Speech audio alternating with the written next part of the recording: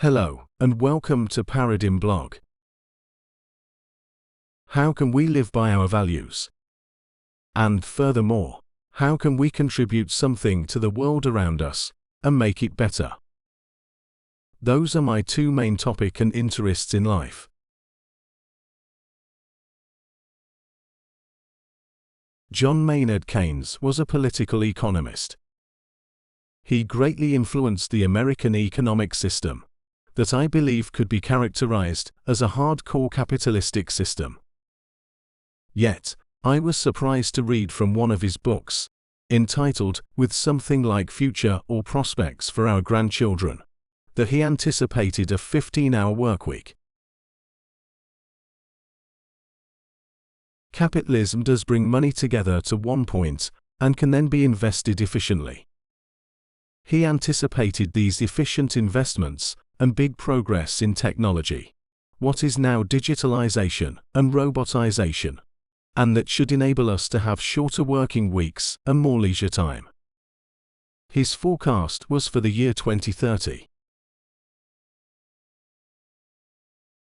If I think about it, I believe he saw the capitalistic system as one that will draw money together and then flow it back to the company to benefit the company in its entirety. So, to develop or upgrade our working environment and all elements of organizations. But these are not the principles of hardcore or traditional and Western capitalism, but of social capitalism. In traditional one, this money does not go back to the companies in such a manner and extent, but rather a significant portion is made to be the wealth of owners. Give me your comment and provide some further insight into this topic. John Maynard Keynes, indeed a renowned political economist, is best known for his profound impact on modern economic theories and practices, especially during the troubled times of the Great Depression.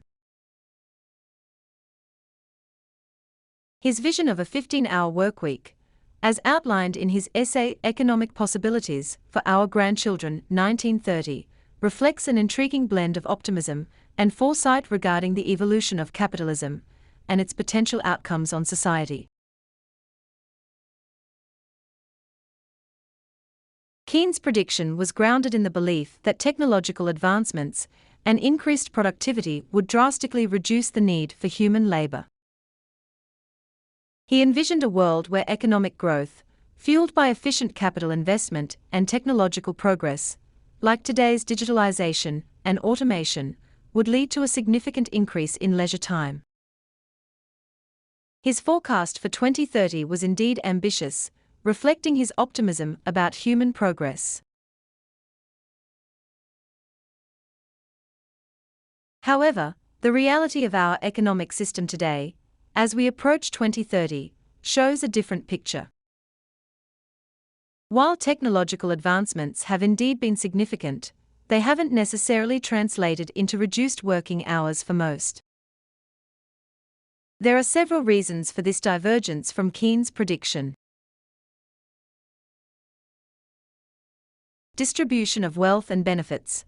Keynes might have underestimated the complexities of wealth distribution in a capitalist system.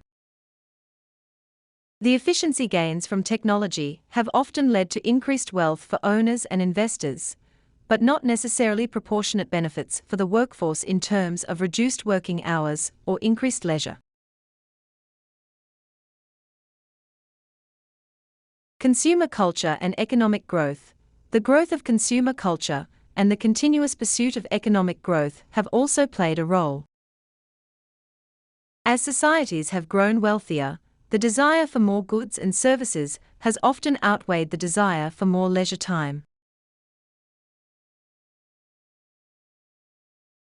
Work culture and social norms. There's also a cultural aspect, where work is often seen as a virtue, and long working hours are sometimes equated with success and commitment.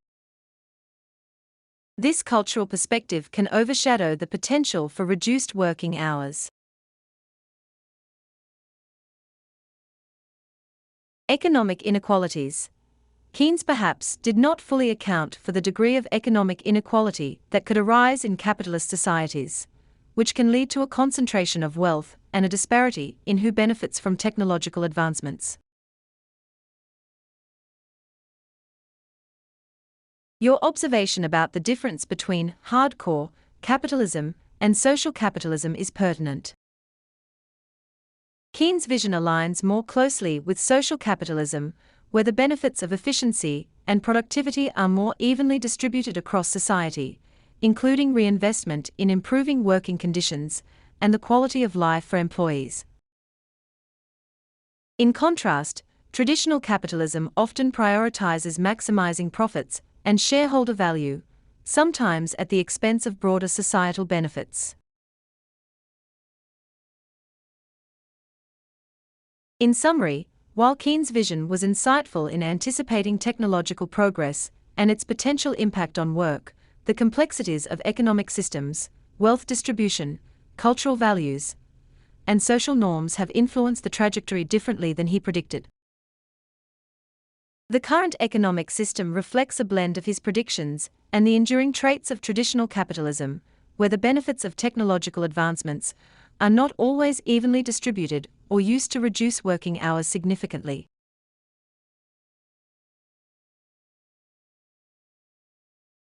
To follow up, there is a big difference between democratic systems in the developed world. I would argue that there is a big difference in democracy, or level of democracy, in those democratic systems. Democracy is about inclusion, and in systems that are characterized by traditional capitalistic systems, the inclusion is not, and can never be, as high as in social capitalism and connected modern systems of shared ownership. Establishing higher levels of democracy brings a whole line of implications. I will illustrate with one example. In a system of traditional capitalism and still seldomly autocratically led systems, there is a very certain workplace relationship in play. It is called a transactional relationship. In it, leaders provide tasks and demands, followers, that is, employees, accomplish that task and get paid. Decisions are mainly made by leaders, and followers need to be able to accomplish tasks. That is all in line with principles of efficiency and an industrial image of the world, and also schools. In contrast, a system of social capitalism and modern forms of shared ownership works differently. People are more included in decision-making and expected to carry their share of responsibility. When in school, their prospect is to come to a workplace that will expect them to be independent, to not perform tasks, but rather to solve problems. The ability is not to accomplish tasks, but to think and to think well. They need to be more highly competent and better educated. So they need to be more highly motivated and activated. And more equal levels of motivation and activation, and of course the ability to hold pressure and responsibility, bring a more equal society that we as a European community strive for. In Europe, many declare themselves as democratic nations and societies.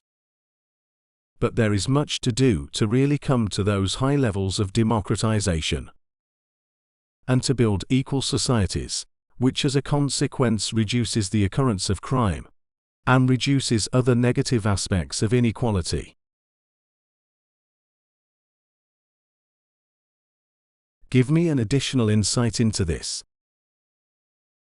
Into whether we can expect to turn more towards social capitalism and the future, as also Keynes has foreseen in his economic possibilities for our grandchildren.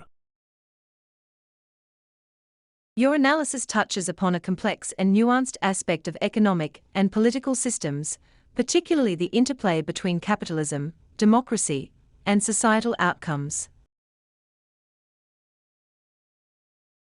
The contrast between traditional capitalism and social capitalism indeed has profound implications for the level of democracy and inclusion in a society.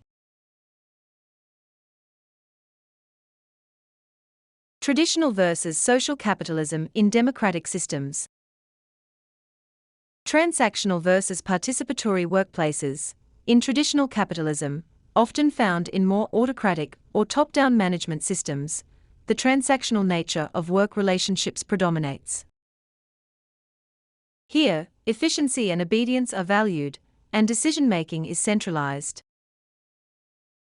In contrast, social capitalism, which aligns with modern shared ownership models, fosters a more participatory and inclusive work environment.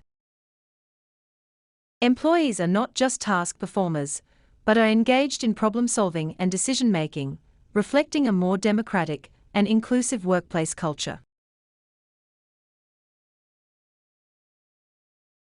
Education and competence.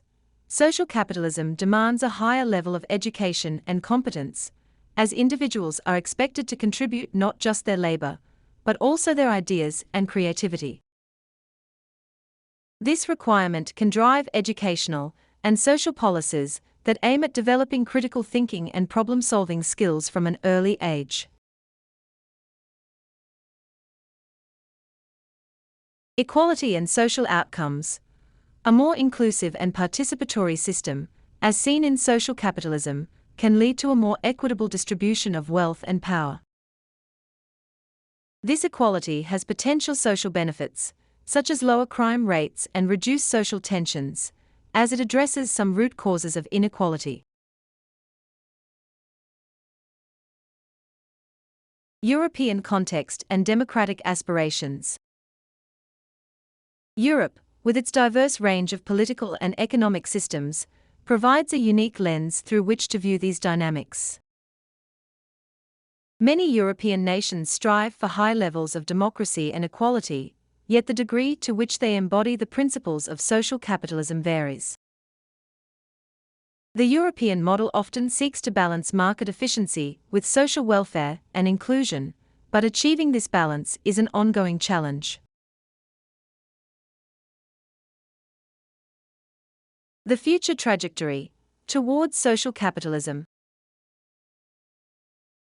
The question of whether there will be a shift towards social capitalism, as Keynes might have envisioned, is complex. Economic and technological changes. The rapid pace of technological advancement and the increasing importance of knowledge-based economies could push more societies towards social capitalism. As automation and AI change the nature of work, the value of human creativity, problem-solving, and innovation becomes more pronounced. Social and political will. The shift also depends on social and political will. Policies that promote education, social welfare, and inclusive decision-making are crucial. However, such changes often face resistance due to entrenched interests and existing power structures. Global challenges. Issues like climate change, global health crises, and international conflicts also influence this trajectory. How nations respond to these challenges can either push towards more collaborative and inclusive models or revert to more protective and traditional approaches. Keynes' vision. Keynes foresaw a future where economic growth would lead to more leisure and a better quality of life. Whether this translates to a broader shift towards social capitalism depends on how societies balance economic growth with social and environmental sustainability.